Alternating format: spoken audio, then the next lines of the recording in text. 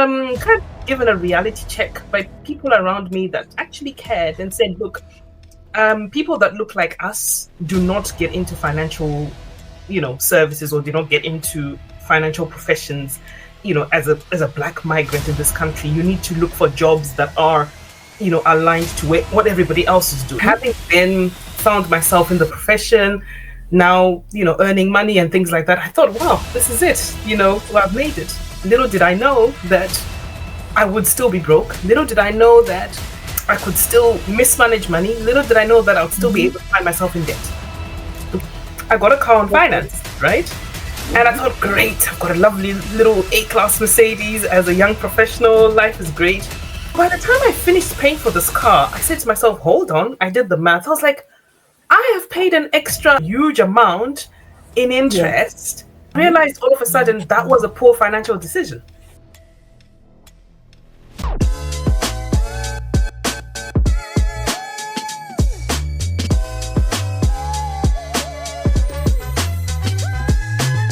Welcome back to Breakthrough Moments with Sandy, the place where people share the real stories behind their biggest breakthrough.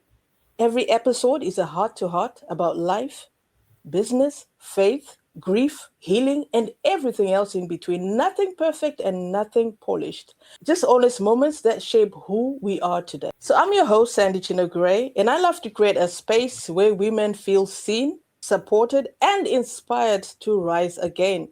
So grab yourself a cup of tea, settle in, and let's welcome our guest today, the lovely Salome Rumbi Chamboko.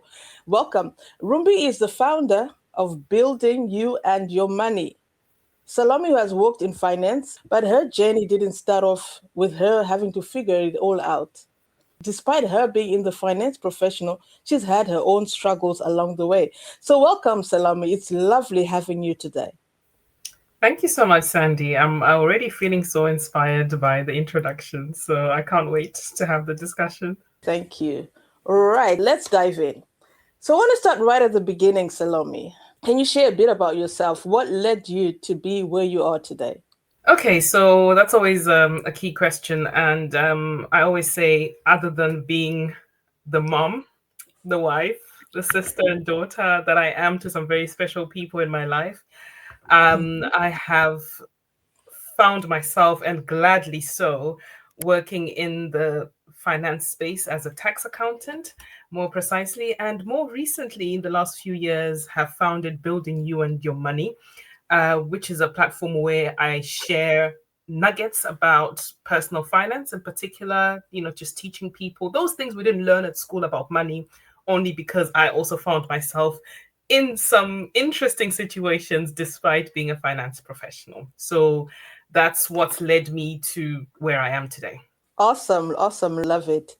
So looking back at your life, Salome, what has been one of the biggest challenges that you've had to face? And how did you navigate through all that? So if you can just share with us, share with my audience, what has been your journey? What has been your challenges? Okay, so there's a few challenges. I'll probably allow me to have maybe just say two. I know you said one, but I'm a rule breaker sometimes. Feel Just free. bear with me. Go on, go on. I think the first challenge I had to overcome was at the start of my career journey after leaving school and things like that. I always knew I wanted this world of finance and I want to be in the accounting space, maybe ever since I was young, right? And having moved to England in my late teens, one of the biggest challenges I faced at the time, which is a different landscape to how things are today. At the time when I sort of expressed my desire to sort of get into financial professions, I was kind of given a reality check by people around me that actually cared and said, look, people that look like us do not get into financial, services, or do not get into financial professions, as a black migrant in this country. You need to look for jobs that are, aligned to what everybody else is doing, the healthcare service, go and look for nursing, go and do this and that. So that was my first roadblock. And interestingly, I'd already found a place to go to university and things like that. But I then in that accounting and finance, but then due to certain circumstances at the time where you had to pay international fees and all this, I said, okay, maybe my advisors and people around me are right. And I went on to apply for the nursing courses, but lo and behold, I never got the places. So I almost felt stuck. I was like, oh, but this is what everybody else is telling me, but I know my gut is saying this is what I need to do. So I managed to just overcome that obstacle by using a different route to get into my accounting profession and going straight to do a professional course rather than the traditional university route. And guess what? That was the best decision I had made, because once I had completed that, I was able to then start, my profession against that kind of sentiment. And as the years have gone by, it's been so lovely to see more young people and more people, coming into that profession, even from abroad, and are able to thrive and walk in the financial world as well.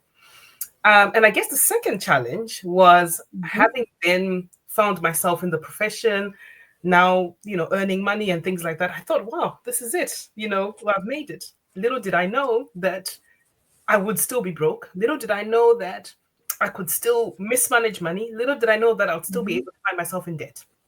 Okay, so I think it's one of the things you said in the introduction, that despite having the financial profession, right, I was not necessarily automatically good at managing money. And that's one of the things that molded me to end up, now providing the services of coaching and helping other people, because I walked through that journey myself.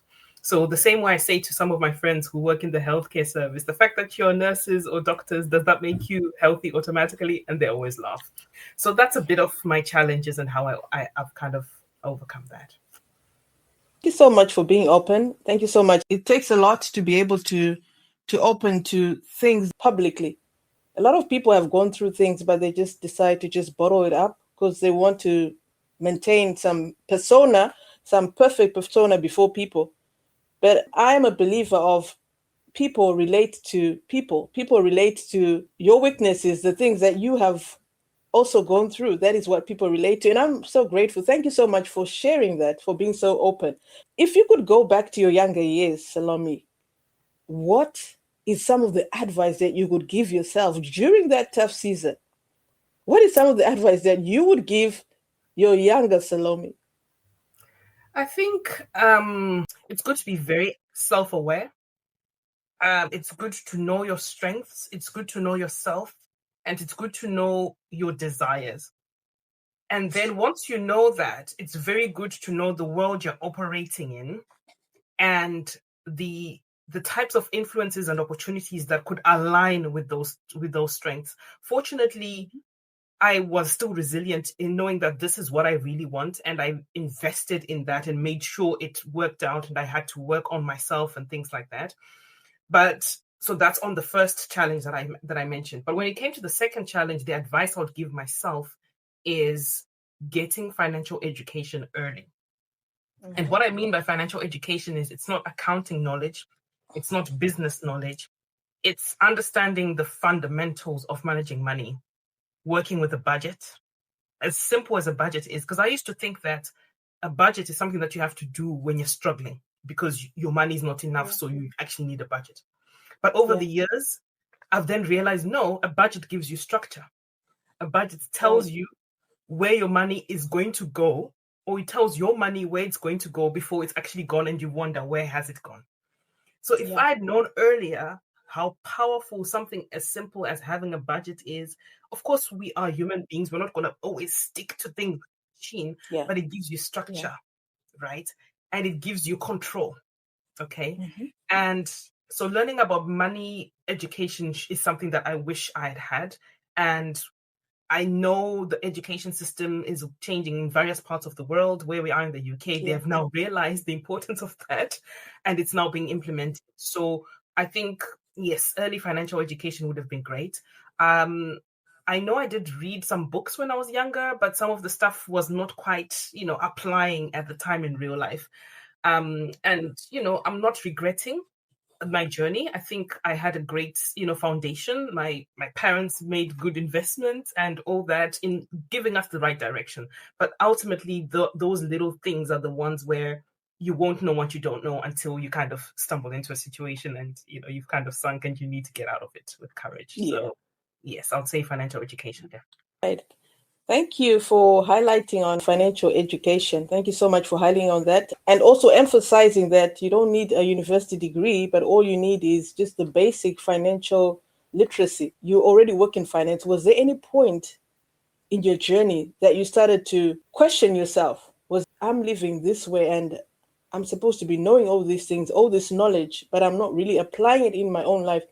Was there any point in your life whereby you questioned yourself or you gave yourself grades? I think there are moments where life takes us through journeys where we reflect on our actions and our thoughts and our behaviors. And I think most people would go through that in different ways. For me, it had been sort of going through this breakthrough of, okay, I've managed to achieve this career. The first thing, you probably find this funny, was a car situation. I got a car on Okay. finance, right? And I Mm-hmm. thought, great, I've got a lovely little A-class Mercedes as a young professional. Life is great. Yeah. And when I got that car, I had looked at how much it was going to cost me per month to pay back. Mm-hmm. I hadn't quite looked at how much it was going to cost me overall.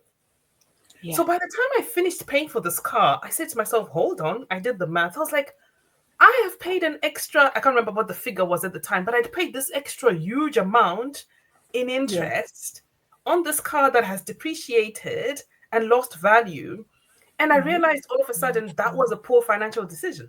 If that money had been used for something else, or if I had reflected on the purchase by perhaps saving towards buying a car or actually getting something that was a lower interest rate, I probably would have Mm-hmm. done a better job. So at that point, I then suddenly realized, oh, okay, that was a mistake. But guess what? A lot of people do that, and a lot of people live their lives getting That into, is true.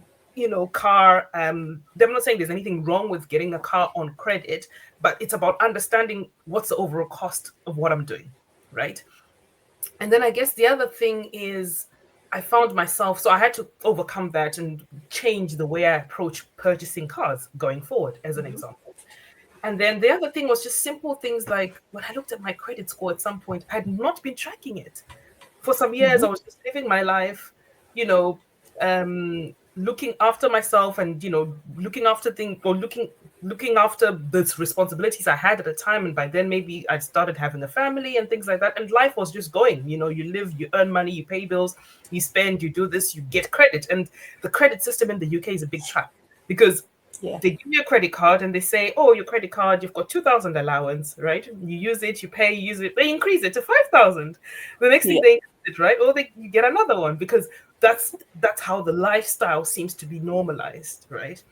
And so all of a sudden, I was like to myself, hold on, how did I end up with this spiral of debt? And what have I actually done with it? It's almost like it's a trap the system has, but it's almost normalized as well. So when I then Yeah. looked at my credit Yeah. file, I was like, oh my goodness, I've not been tracking my credit file. I then saw a reality of what had been happening over a series of events and over a series of time, um, that I had not really traced and tracked. So for me, that was a very strong reality check, especially when it came to buying a house and realizing this is the situation you're in, and you're gonna have to find another solution or find another plan. So I think that was quite a lesson. And it's interesting that you've brought that up. How people can make purchases, they buy cars, they don't really maybe read the small print, they don't really know what they are getting themselves into. Yeah. What advice would you give people? Because I want to believe that there are a lot of people who are caught in this trap because I'm looking for a better word here, they invested themselves in something, but were not fully aware of how much money they would have to pay over that period of time. So, what advice would you give someone who doesn't have that basic financial literacy? Hmm. I think first of all, I want to clarify something, that I'm not saying people should not enjoy their money or enjoy their Yeah, life or hmm, buy things that they love. I think it's yeah, about, my advice is, budget for that enjoyment, or budget for that luxury, or budget for mm, that okay, car in a way that is affordable, such that it's not getting you into a deeper hole financially. Okay, let it be something that you know is manageable. So, for example, the point I made about the interest rate, right? hmm, Someone who can afford to avoid the debt completely and say, look, I want to buy a car in 6 months. I'm going to save 500 a month or whatever. I don't know what someone's finances looks like, but there's some people that could Yeah. really do that if they really push themselves to. But then in other situations, maybe that's not an option, right? And when Yeah. you walk into a car dealership, I'm just going to focus on cars because that's the example we had. I've Yeah. actually learned from car dealers themselves that their goal is to sell you the finance and not the car, right? So if you walk in and you Wow. already know that, because they don't make money from the car sales themselves, they make money from the credit that people get into, right? So it's us being savvy and understanding, okay, I know I need a car. I want something comfortable. I want something that will get me from A to B. I want this kind of model. Is it fuel efficient? Is it gonna be easy for me to run? Right. I'm not a car expert, but I'm just trying to say these are some Mhm. fundamentals to look at. Yeah. If you're gonna go and get it on credit, maybe make sure you are getting the best deal, right? Because in the Mhm. example I used, I just looked at, oh, how much am I going to be paying per month? You could afford the 350 per month, but what is it actually costing you in interest? Okay, so don't Yeah. just look at what the repayment every month is, because car dealers will ask you how much can you afford per month, right? Mhm. They're not going to say to you, oh, we're giving you this car and the interest rate is 20% or 15% or whatever. They are just working on your affordability. So you Yeah. need to be a step ahead to just say, okay, I know my affordability is 300 or 200 or 400, whatever. Everybody's taste is different and budget is different. But how much of that is interest and how much of that is really paying down the car? Okay, that's just Mhm. one example, focusing on cars. The other thing some people Yeah. end up doing is they end up actually going to get a loan from the bank, which is at a lower interest rate, right? Let's just Yeah. say 4% or whatever, 5%, which is better than the 12, 13, 15% that the car dealership is going to be giving them. Yeah. So these are just little tips, right? To say, think about it. So we can use the same example for other things, right? And Yeah. looking at credit, the world has changed so much. I can speak from a UK perspective. If you can remember Mhm. years ago, credit was more on white goods, big stuff. Buying a fridge, or you're buying sofas, or you're buying Yeah. like, a major purchase. But nowadays, credit is on everything. You can do buy now, pay later on Yeah. takeaways. You can do buy now, late, pay later on clothes, right? So there is just so many traps and loops Yeah. that get people Yeah. into debt. And I think it's just us taking a step back and just being a bit savvy of, do I really need to get into this debt? If I am getting into this debt, Mm. am I getting the best deal? Mm. Yes, I Mm. think that's what I would say. And Wow. those were the traps I fell into back in the day. And yeah, I learned my lessons. Wow. You've you said all you've had to say, but something keeps ringing in my head, and that is the word traps, traps, traps, traps. That is the traps that have been set up, and they've seemed to normalize these traps. So everyone else feels like it's normal to be in debt, to be caught up in these traps. And for my audience listening, I want you to take a pen and paper and just make note of what Salome said. She mentioned that the car dealers are not interested in selling you the car, but the finance. So I want you to make note of that and be very aware and very alert when you're buying your next car. And like Salome said, budget for your luxury. Salome, I'm going to take this discussion in a slightly different route. That's okay. What are some of the tips that you can share with my audience on what they can start saving on? And what does that look like? What are some of the things that really they can actually be saving on without even being aware of it? Okay, so where do I start? So I think it's little things, right? Because there's an aspect of saving money, and then there's an aspect of also increasing what you earn so that you've got more spending money. Does that make sense? Yeah. So you then have to evaluate, okay, what is it that I am using my money on? I remember I used the word budget earlier at the beginning. Do you Yeah. actually know what goes out? So it's starting from having a good picture of knowing how much your lifestyle costs you. So if I say Yeah. to someone today, I say, Sandy, look, let's just say you lose your income source right now today, Yeah. and you want to survive next month of January, right? Let's just forget about Yeah. Christmas season and whatever. How much does Yeah. your life cost you in January? How much does your life cost you in February? So on a monthly basis. So people don't have that Mm. number, right? To say, That's actually, my lifestyle costs me I don't know, for me and my home, it costs us 3,000 or it costs us 4,000, right? Or two and Yeah. a half thousand. It's having that pictorial view of knowing your numbers first.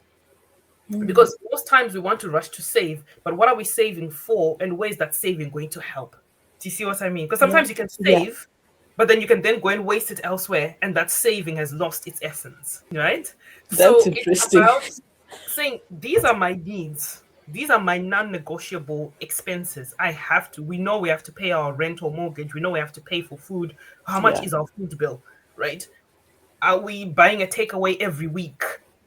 Is that something we really need to, or do you want to save towards something where you then say, okay, I'm going to stop using the £50 a week on the takeaway, and I'm going to direct it to my children's junior savings account, for example? Then that way you see Hmm. the a tangible result of that saving, because you are saving somewhere and you're actually putting it somewhere.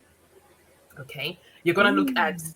all your needs, then you're going to look at the wants, the things that are desirable, you can do without, but you like them, they're important to you. Some people have to have that Starbucks coffee that costs three Yeah. pounds a day. It's okay Hmm. if they can afford it, but somebody else will say, you know what, let me cut off that because I don't need it, right? Yeah. So it's really a lifestyle thing, and this is one of the things I'm very careful about in personal finance. It's personal finance for a reason, because our personal likes, dislikes, ways of functioning are different. So it's not about Hmm. being tight on yourself to say I have to live on the bare minimum all the time, because life is not Mm. guaranteed. You also want to enjoy it Yeah. as you go, but you want to enjoy it Yeah. in a way that you know you're being responsible and you're thinking about tomorrow. Okay. So Mm. where you can save, it depends on lifestyle. I mean, everybody who goes shopping in shops, you've got to have the store, collection, the points, the Nectar point cards. Yeah. Don't Yeah. overlook those little things, right? The Yeah. Tesco club cards, every time you're putting your fuel, maximize on those little things. That starts from Hmm. there, right? Hmm. Um, and then what it always then means is buying from the best sources. Like, a lot of people are now buying stuff on TikTok instead of buying in the shops, Hmm. right? Yeah. You just have Hmm. to be a bit more savvy in making sure that you are Yeah. saving yourself money, right? Some of the subscriptions you have, do you really need to be paying 10 subscriptions on things? Are you really utilizing them? Right? So I think Yeah. it's just taking a reality check of whether you're actually getting the best deal in everything that you're doing, and where you do save the money, have a mechanism of directing that to something so that you really feel the reward. If you're saving for a holiday, or if you're doing something that's very specific, you know what you're taking that saving from, and you know where you're feeding it to. So there are various tips. I mean, I've also written a book which is called Winning the Money Game. We can cover that later.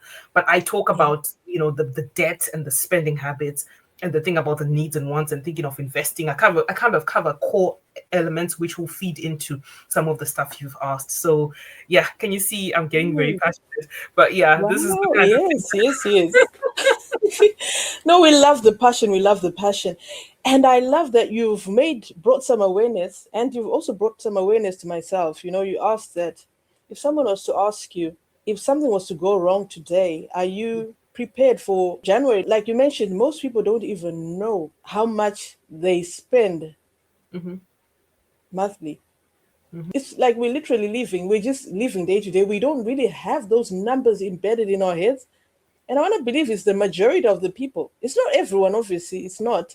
But it seems like Yeah, it could be quite a number of people yeah. are clueless as to really knowing what you have just mentioned, Yes. you And know? where I've seen it the most is even when people get a pay rise, or they change jobs, or they suddenly have an extra income stream through a side hustle, for example, Mm.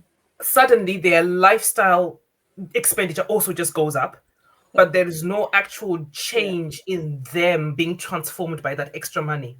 It's the Ah, same formula, because they know what comes in, they're now getting more, but because it's not being tracked. And I'm not saying everyone has to be an accountant, but it's yeah. just having an overall understanding of, I'm now earning an extra 1K, or I'm now earning an extra 500, but where is it actually gone?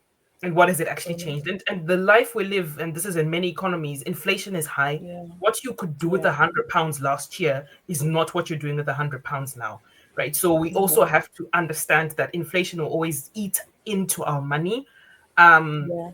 but I think it's really just about having a better handle of what what comes in and what goes out, and being able to tell a story, or create the story before the money tells the story for you. Because it's very easy. The number of people I speak to that say, I don't know where my money goes, is very, like, a lot of people just, my money just finishes, or I get to partway of the month, I just don't know where the money's gone. And sometimes some people know where it's gone because they are somehow tracing it, and perhaps what they're earning is just not enough. And this now goes back to lifestyle choices and reality of things around where we live. For example, you're living in a very expensive area. Yes, it's good, yes, it's safe, but there's a trade-off that comes with that, because then you pay more. So you have to know why you are incurring certain costs, and what you're getting out of it, so that it all makes sense. And it's interesting what you said as well, that you need to tell your story before your money tells your story. Mm-hmm. Yeah. Hmm. And preparing Let's for, think for about it. emergencies. We all know, going back to cars, it's just an easy example. Yeah, We all know our car's going to have an MOT at some yeah, point. We all know our car is going to need a service at some point. There yeah. are some people who have streamlined that to say, I'm saving £50 a month. It's a car pot, so that when the service happens, I'm not Hmm. digging into my credit card. Right? Hmm. Something's going to need to be fixed, because we go to the car, we're so shocked. We're now saying prayers. But, it's part of the maintenance of an item you use. It's going to need an investment at some point. Yeah, yeah. Right? So it's managing those kind of things. And not be taken off guard and start making Yes. prayers and Yeah. Yeah. I mean, declarations, and because you didn't tell your story, you yeah. allowed your money to tell your story. And then we blame the devil in the process. Yeah, yeah. Start binding and loosing. You know, you spoke about how the increment. If I don't know if you realize when you were saying those things that people get pay rises and everything, and yet I started like smiling and laughing because it's something that I've always thought about, because I have seen some people that they have changed their jobs, or they're now making more money, but Mm-hmm. still it's like the same story that they had when they were still earning what they were earning that time is still the same story that they're having now, that they're earning double. And I'm glad that you've had to highlight what is the root cause, or what it is that people need to evaluate. And that is, they need to have, should I say, a mindset shift? Yes, yes, absolutely. Managing money, because I've seen it in two aspects. So I do the technical side, which is the tax stuff for people that have got small Yeah. businesses, right? Yeah. And it starts from the mindset of, okay, actually, I'll get to the business part later. Let me start with the personal. So Yeah. managing money is not just about mechanical in and out of money, of spending and earning. It's more controlled Mhm. by our actual mindset Mm. and our attitude, because the mindset then feeds into the attitude. It means feeds into the behavior, Yeah. and it feeds into your decision making and how you control your emotions, right? Because money is also emotional. So there's some people that overspend when they're sad, or Yeah. there's some people that use spending to compensate for something that they're dealing with, right? Hmm. So it's about understanding where you are with those kind of things. And when I say behavior, I'm just saying, Hmm. most times there's this thing about living up with the Jonesies, or trying to prove a point, or Yeah. Mm. trying to show people you've made it, and all that Yeah. kind of stuff, right? And most times people spend so much effort in trying to prove materially where they are to other people, but those people probably don't care, but they think they do because they have to prove a point. So it's dealing with those kind of things. Just say, why am I doing what I'm doing? Am I going on this holiday to post pictures so that people can see me? Or Yeah. because then when it's like that, you're gonna make extra effort for certain things that are gonna cost you more, because you're trying to prove a Yeah. point. Yeah. But are you really just going on holiday to have a good time? Mm. Do what you can afford, and just rest. So we have to also look at the reason why we do certain things. Going back to cars, it's a very easy status symbol, right? And I have dealt with people that are really wealthy sometimes in the work that I do, in the business that I do, and I'm surprised at the Yeah. car that they drive. Yeah. Well, I'm Mm. surprised at the things that they prioritize. It's not the glit. I mean, the glitzy stuff is there for those that value that. It's fine and they can afford it. But for some people, their mindset is not drawn on what they have for people to see. Okay. Yeah. So I think this can be a whole discussion that unwraps so many things. Yeah. And also the long term thinking.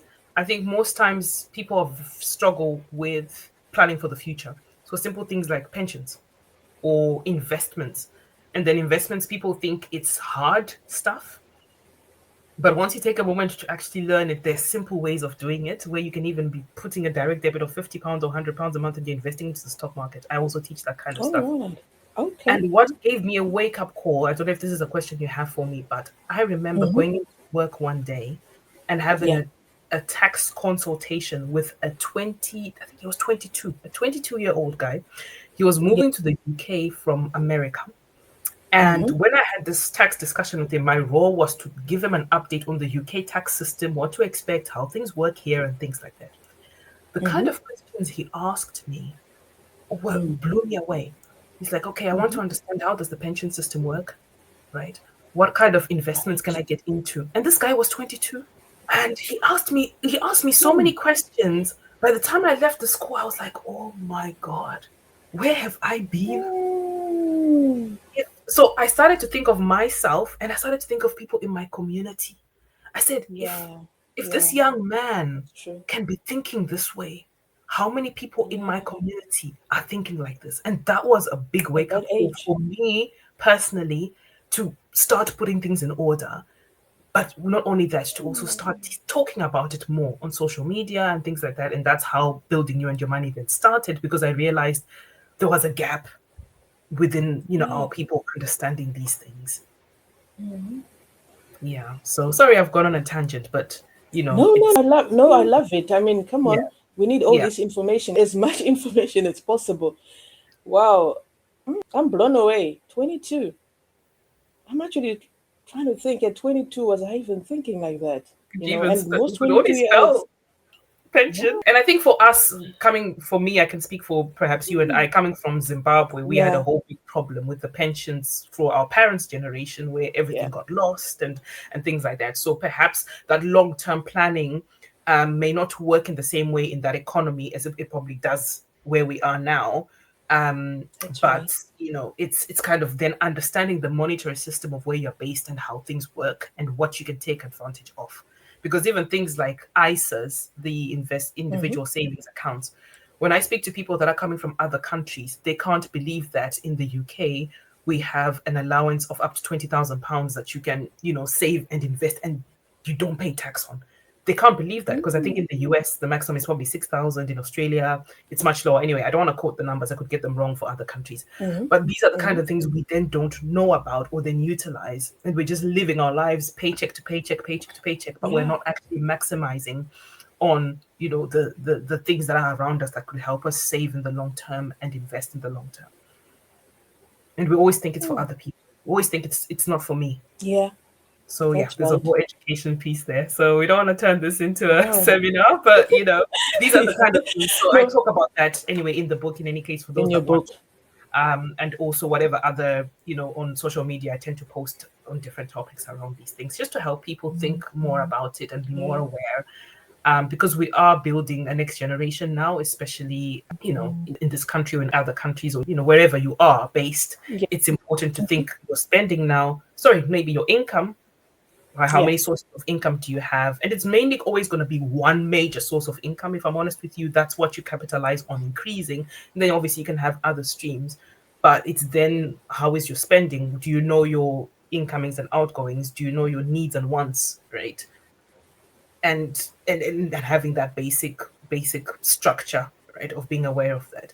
And then knowing about, saving for the rainy day. Is it Mm-hmm. possible? So some people it's hard to save, but for others they are wasting and yet they can, right?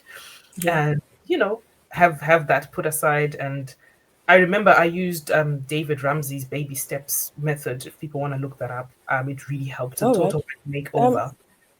do you mind sharing maybe a few steps on that? Yes, One yes. or two So steps? the David Ramsey baby steps say that it's a process for you to kind of work towards a financial freedom model, so to speak. But it's very realistic in saying, look, aim to save your first $1,000 or £1,000. Right. Right? And I remember Mm-hmm. doing that at some point a few years ago, and I was like, wow, I've done it. And you kind of, it's Mm-hmm. a milestone, it's a first step. Yeah. And then there's another step of then looking at, your debt situation, for example. You make sure that you're aware which debts are costing you the most, right, in terms of interest, Right. and you're kind of planning to get rid of those, and having a plan about around that. And then there's another step where you're then aiming to serve to save more, for example, for 3 months worth rather than just the 1,000. I can't remember the exact order of everything, but it kind of gives you a sequence to then say you then get to a certain point where you're now looking at your investing to say how much am I actually investing, right? Okay. And there is a question I often get asked by people. Yeah. They'll be like, "But a lot of debt, but I also want to Hmm. invest. Can I do both, Yeah. or should I pay off debt first and then forget about investing?" Again, it always comes down to one answer. It depends. It depends how much your Hmm. debt is costing you. Do you have credit card debt that's at 25% or 26% or at 40%, right? Get rid of that, because the investment you're going to make in the stock market is probably only going to earn you 10%.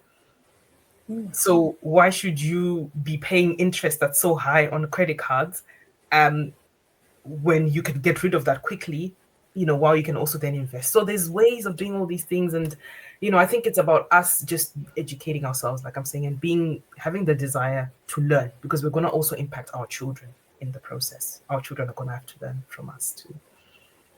Wow. Having the desire to learn Hmm. and just being intentional. Being Yes, intentional, right?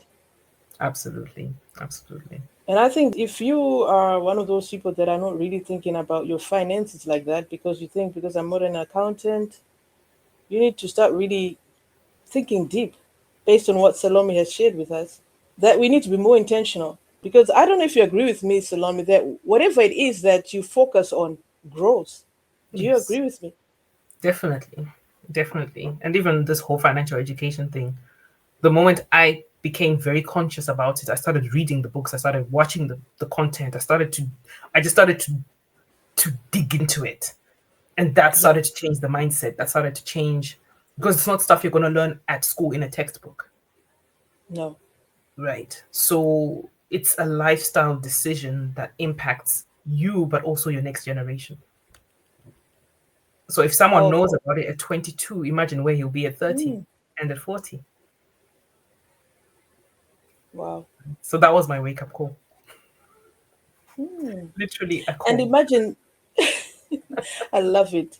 And imagine at a young age, you are so aware of all these things. Can you imagine the impact that you can also make as a young person amongst people of your generation? It's something to think about and start pursuing. If you're watching this, make sure to really, really be intentional and make a decision to start changing things. Don't wait for things to change. Don't wait for your money to give you the story, like what Salome said. Give your money the story, right? Give it a story. What is the one thing that you wish people understood about your story or about your industry? What is that one thing that you wish people would understand or I think understood? I think people should understand that certain things are made more complicated than they should be, and there are people that benefit from our lack of knowledge. I was looking at the statistics. Unfortunately, I don't have it in front of me, but I was looking at the statistics of how much interest is made from debts just in the UK alone per day. It's more than millions, Yeah. right? So sometimes our ignorance benefits other people. And I think people just need to be aware that, first of all, where we have ignorance, it's not your fault.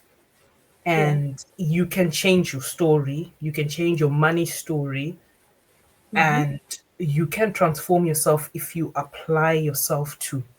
Okay.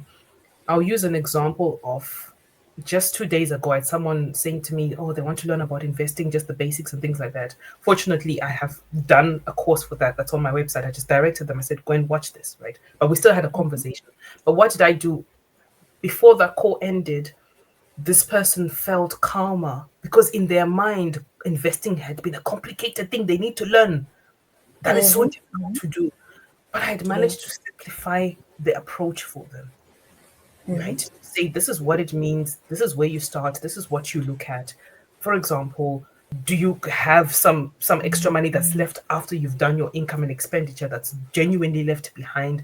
Do you have a small savings pot first for emergencies? Because once the money goes into an investing pot, it's there long term. It's ideally meant to be long term, right? So you want to design your life in such a way that you are putting something there that you don't necessarily need right now. But how are you doing it? You literally, choose a platform, set a direct debit. How do you choose the platform? So those are the things I then teach to say this is how you then decide how you choose a platform, and these are the factors to consider.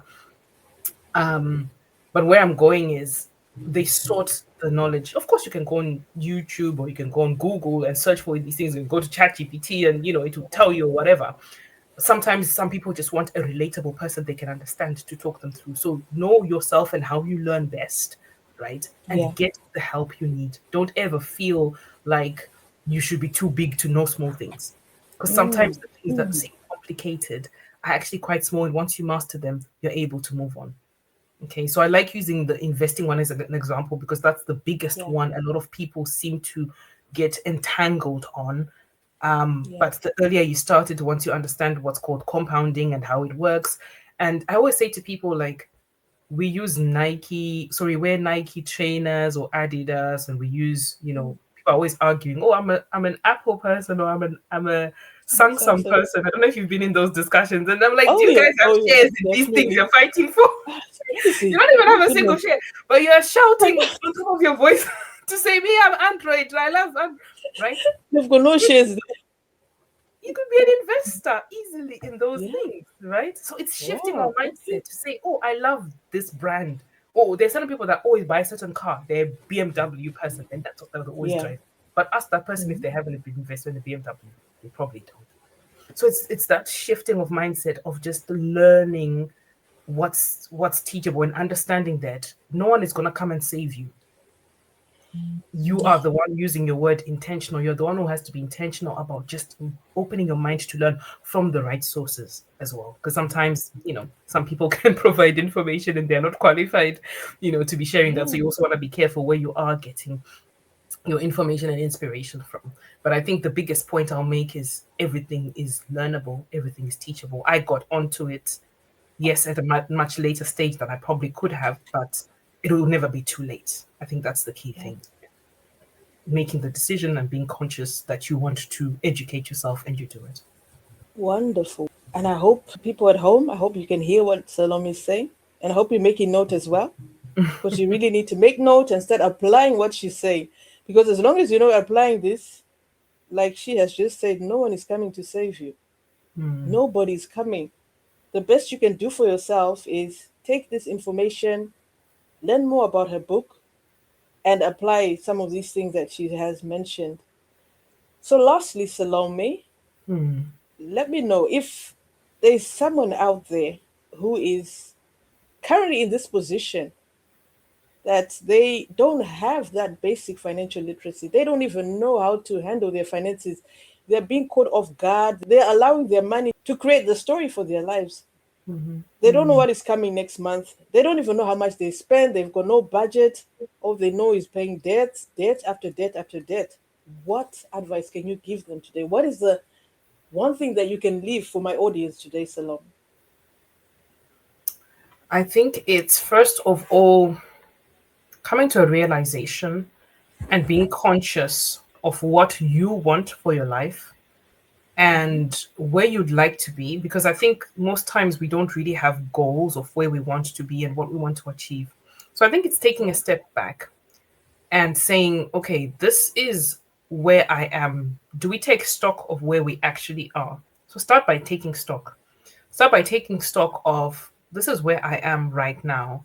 And remember, your finances don't define you, they don't define who you Mm-hmm. are. So don't ever look down on yourself or measure your quality of success based on your bank balance. Okay.